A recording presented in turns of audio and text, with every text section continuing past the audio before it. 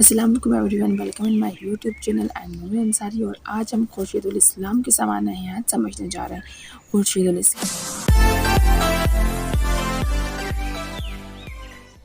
مغربی اتر پردیش کے ایک گاؤں امری میں پیدا ہوئے. ابتدائی تعلیم دہلی کے فتح پوری اسکول میں حاصل کی. 1945 میں مسلم یونیورسٹی علی گڑھ سے ایم.اے کیا. اسی سال یونیورسٹی کے شعبہ اردو میں لیکچرر مقرر ہوئے. 1973 میں پروفیسر بنائے گئے. صدر شعبہ اردو کے منصب پر فائز ہوئے.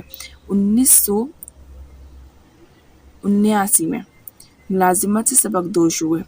درمیان میں London school of oriental and African studies سے بھی بحیثیت استاد وابستہ رہے. علی گڑھ میں وفات پائی.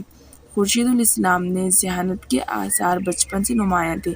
وہ ایک اچھے مقرر، صحابی طرز نثر نگار اور خوش فکر شاعر تھے. ان کی 3 شعری مجموعے رگ جاں، شاخ نہال غم اور جستہ جستہ نظمیں شائع ہو چکے ہیں. نثری تصانیف میں غالب ابتدائی کلام اور مضامین کا مجموعہ تنقیدیں اہم ہیں.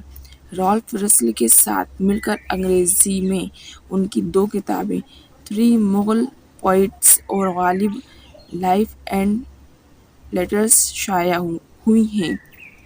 اس کے علاوہ انہوں نے قائم اور سودا کے انتخابات بھی مرتب کیے ہیں. خورشید الاسلام بہت شگفتہ اور تخلیقی انداز کی نثر لکھتے تھے.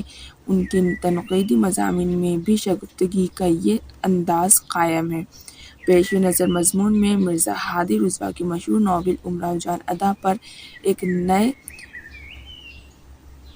زاویے سے نگاہ ڈالی گئی ہے. یہ ان کی نثری اسلوب کی بھی ایک اچھی مثال ہے.